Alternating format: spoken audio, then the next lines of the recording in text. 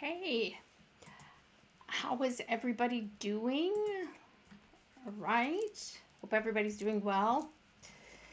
I'm, anyway, so tonight we're going to talk about um, why it is that you're being bullied. I think that's an important question to ask, and I think it's one that when you're being bullied and when you're in those situations of bullying, that what happens is you have a tendency to revisit and revisit and revisit and revisit that question over and over again is why am I being bullied? And tonight we're gonna talk about some things. I'm gonna put to bed some myths about that and why continuing or even asking the question why you're being bullied is really the wrong question you should be asking. So what happens is sometimes when you're being bullied, it takes a minute, excuse me, to determine or figure out what's going on. Because it isn't like it's one day you're not being bullied and one day you're being bullied. Many times what happens is it's a process where, again, I'm going to use Bob as the person I'm referring to as the bully. You have your bully, Bob, who's in your workplace, and things start slowly. Right there, Bob might be interrupting you occasionally. Then Bob does something else and something else, right? So it's gaslighting and interrupting. It's just being disrespectful to you in meetings. It's not returning emails. It's more, kind of subtle things. And it kind of takes you off guard, and you don't always associate what's happening with Bob the bully. Many times the process is more like, what's wrong with me that these things are happening to me? What am I doing that my coworkers are responding to me in a way that's negative? You might not even come to figure out that you're being bullied for a significant amount of time, after a long period of time, right? So, for example, in my own personal case of being bullied, I was in bullying the very first job I got in academics, but it wasn't until 7 years or, 6, 7 years later that I was even exposed to the term workplace bullying. And all of that time I had been bullied. I called it toxicity, kind of a bad coworker, really, in many ways, downplaying and minimizing the abuse that I was taking in the workplace. But our first response to somebody's bad behavior towards us is to internalize, and I think that's perfectly normal. We want an explanation for what's happening, and we often look at ourselves and um, our maybe flaws we think we have, or when you're being bullied, you internalize those things, and you might not have thought something about yourself. Then after a significant time being exposed to Bob's bullying, you internalize those things, and then you do think something's wrong with you. And so, and again, what gaslighting does is it highlights, highlights isn't a good word. It exposes Bob's bad behavior, making it look like you're the problem, right? So Bob interrupts and causes chaos in the workplace, but you're too emotional. You're too sensitive. You're overreacting. And when you hear that kind of terminology and you're being accused of those things by Bob and your coworkers or your supervisor or HR, then you begin to internalize those things. And bullying has nothing to do with being sensitive or over emotional. Responding to bullying and again, workplace abuse, workplace violence, a common response is to want to call it out and to make it stop. Okay, so if somebody's yelling at you and swearing at you, it's a natural reaction and a good response to say, hey, I don't want to be yelled at. Okay, that isn't about being oversensitive. But that's the terminology we use, especially when around gender. Women are accused of being oversensitive or too emotional when they're calling out bad behavior in the workplace. That's weak. That's gendered, right? And so that becomes a problem. Then you internalize those things. And so you're not being bullied because you're emotional. Being emotional to workplace abuse is a natural and quote unquote normal response to that. You're not sensitive, you're not overly sensitive. Being upset and hurt when someone is abusing you in the workplace is a normal and natural response. But those are the things that we say about people who are being abused, being bullied in the work, and what I call that is victim blaming. And if I have a really good article at stopbullyculture.com, and you can go to the resource hub, and there's a great article on that on my website about victim blaming. And the reason that the narrative is around victim blaming is because then you're the problem, right? And last week I talked about again how if you're the one being bullied, you're responsible for it and you're responsible for fixing it. Total ridiculousness. The other thing that happens, and there's a lot of people who believe this, is that people are bullied because, again, of their personality qualities, right? That maybe sometimes people are both annoying, or if you flip that coin, they're better workers. Okay. There's no evidence of that, right? There's no evidence to say that people who are bullied, who are better workers, there's no evidence, right? That's not true necessarily. And it doesn't, people who, again, when we say, oh, Jan's annoying, that's why she's being bullied, there's no evidence of that. Again, that's victim blaming. When you say Jan's got a person annoying, and look, let's be honest. Yeah, can I be annoying? Yeah, of course. But I don't know anybody who can't be annoying to someone in the workplace. When we say that, that's victim blaming the person who's being abused as causing it. It's the same thing if we say somebody's got better qualities, like you're a better worker, or, bullies are jealous of you. That's still victim blaming. It's just the other side of the coin. It's still saying there's something about you that's why you're being bullied. It's why I refuse and don't use the term target.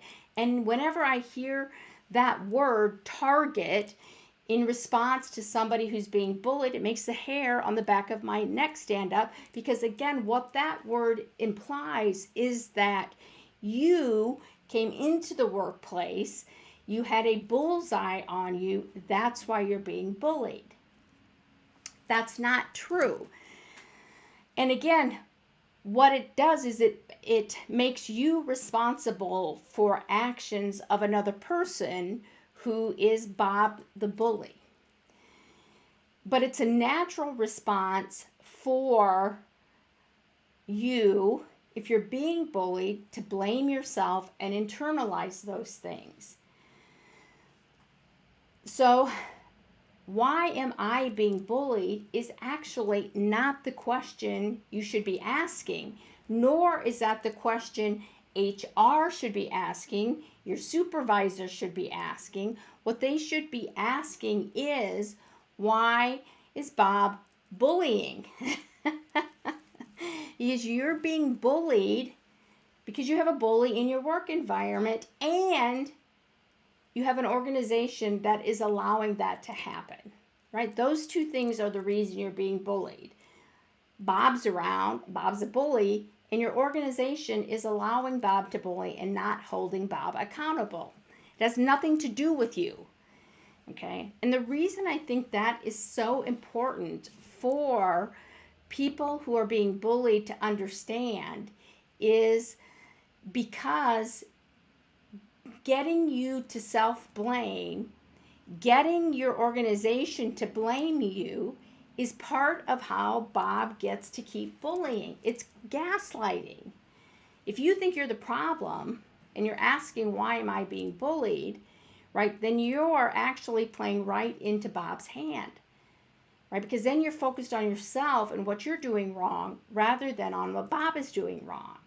And that's the problem. We victim blame, and we often victim blame ourselves. So, and many experts often play into that same hand. They call you a target, and they don't look at Bob as the problem, right? Bob is the problem. And how you manage that, right? So is really important. Okay. So I want to veer back just a little bit and just take a couple steps back, because the other thing that happens is we know that there are professions like social work, like nursing, mental health, education, right? There's all these professions where bullying is rampant. And the likelihood that you go from one bully culture to another bully culture to another bully culture is highly, highly probable. And when you get out of one workplace, right, as a person who's being bullied, right, the recipient of bullying, you're not a target, you're a recipient, right? You're the one being victimized. You go from one and then you end up in another. Again, it's not because you're a problem, it's because the profession that you've chosen is rampant with workplace bullying. But when you go from one environment to another environment, again, what we do is we internalize those thoughts about what is wrong with me rather than what is wrong with Bob and what is wrong with my profession. I've said this over and over and over again, and my son Michael he gets tired of me saying it. But the reality is professions like nursing have done a great job of identifying that they have a problem with workplace bullying. They call it eating their young, meaning they know that when you come into the nursing profession, you're going to be bullied, you're going to experience bullying, and they're going to eat you alive, figuratively. And you can either go along to get along, become a bully, become a bystander.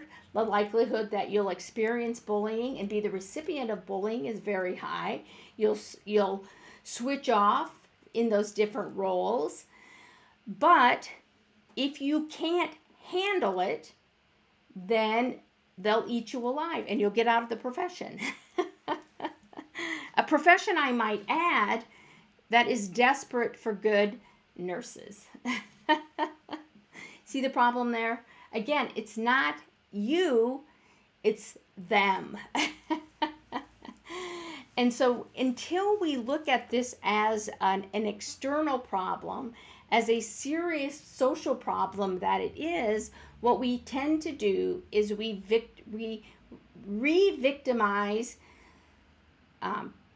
people who are being bullied by telling them that they're the target, that there's something about you, you're too sensitive, you're overreacting, the problem is you, and we don't look at it as if Bob is the problem.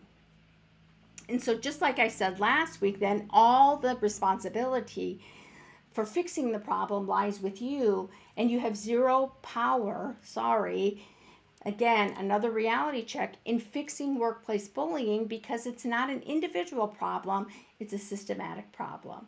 However, you can take steps to protect yourself from traumatic effects of workplace bullying. Okay, that's really important. I'm going to say that again. You can't solve workplace bullying in your organization, and you can't solve it in your profession. Okay, what you can do is you can take steps to protect yourself, right? To put an invisible barrier around yourself to deflect the traumatic effects. And that is super important. because you can walk and chew gum at the same time. You can protect yourself, which should be your first step. Whenever the hair on the back of your neck starts to stand up when somebody is abusing you at work, your first step should be to protect yourself. The second step is should then be to try to figure out how you might be able to stop it, if that's possible. So what can you do? Well, that's a good question. I'm glad you asked. Okay, the first thing that you can do is to take a step back, right? Take an objective and big step back so that you can look at yourself objectively, okay? Not, am I overreacting? Not, am I oversensitive? Not, what did I do to deserve this? You didn't do anything to deserve it. And I want to say this. There is nothing in my book that a person can do in the workplace that would ever deserve to be bullied. There's nothing you could do where anybody deserves to be bullied. There are things you can do in the workplace that where you deserve to be written up and held accountable. There's nothing you can do no one deserves to be bullied. So there's nothing you can do where you deserve to be bullied at work. That's the first thing you can do, is you can tell yourself that. I don't deserve to be bullied. Period. Right? We've all probably done things in the workplace where we deserve to be written up, held accountable, and we need to improve our behavior. That's totally different than being abused at work. Nobody deserves that. So that's the first thing you can do, is you have to believe that you are not a target. There's nothing about you that you did anything. You don't deserve to be bullied. And you have to tell yourself that to build up your armor around yourself, because Bob's pretty slick. And because it's not just Bob in the workplace. He's got all of his bystanders and his minions. And many times those minions and those bystanders, and even Bob himself, can be in HR and can be in leadership positions, which have a direct effect on your raises, your promotions, your salary increases, all of those things that affect both your career and your livelihood and you as a professional. So you have to build up your internal self, because Bob is attacking not only your profession and your professional self, he's attacking your sense of personal self. So you have to gear up and really make sure that your sense of self, both at work and home, are strong. And so you have to be able to let Bob go.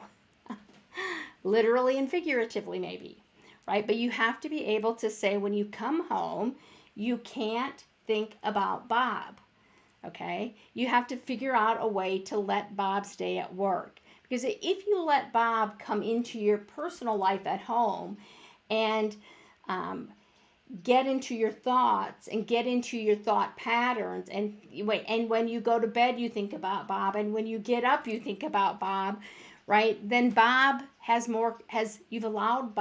you're allowing Bob to control you. Bob doesn't control you. You control you. And that's one of the things that's really important to remember, that in the workplace, you still control how you react and what you do when Bob is bullying you. And so the first step is to protect yourself. Figure out a way not to obsess about Bob. Now, I also know, having been bullied by many Bobs, is that's not as easy as I'm trying to make it out to be, right? I get that. So here's a couple of things you might think about, okay? You might think about allowing yourself a time limit to think about Bob, okay? So maybe you have a 30-minute commute, or you have a 5-minute walk to the parking lot. Then you allow yourself that 5-minute walk to think about Bob.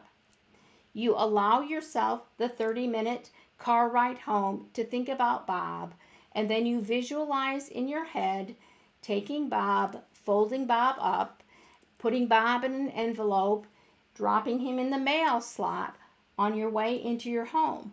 And then you don't think about Bob when you're at home. And when Bob creeps up, because he will, then you think about Bob is in the mailbox, right? I don't have to think about Bob. Bob is not part of my personal life, right? And Bob doesn't control my personal life. I'm not thinking about Bob, okay? So you have to do things like that to visualize Bob being at work. And then when you get up in the morning and Bob wants to come into your immediate thoughts, or you're worried about how Bob might react to something, you have to say, Bob's in the mailbox. I'm not picking Bob up until I walk by and go to work. And then you might have to get into a mantra of, you know, something, maybe whatever you want to say about yourself, right? I don't deserve to be bullied. I don't have to think about Bob. Bob doesn't control who I am, right? And then on your way, you've had your coffee, you've had your breakfast, you've done whatever your morning routine is, and then as you walk by the mailbox, you pick up Bob, you unfold him, and you allow yourself to prepare for your workday. You don't have to obsess about how Bob's going to respond. If you have a Bob in your workplace, you already know how Bob's going to respond. Bob is a bully. Bob's going to bully. Instead of thinking about how Bob will respond, think about how you can respond to Bob. Now, again, you're not responsible for Bob's bullying. You are responsible for how you respond. And one of the things that I know, having talked to lots of people who've been bullied and having spent a lot of time being bullied myself, is that you become, when you allow Bob to control you and your thoughts, and you're worried about what Bob's going to do, how you respond to Bob oftentimes is ineffective. Okay, again, you don't deserve to be bullied. Let me be clear about that. But how you respond to Bob makes a difference.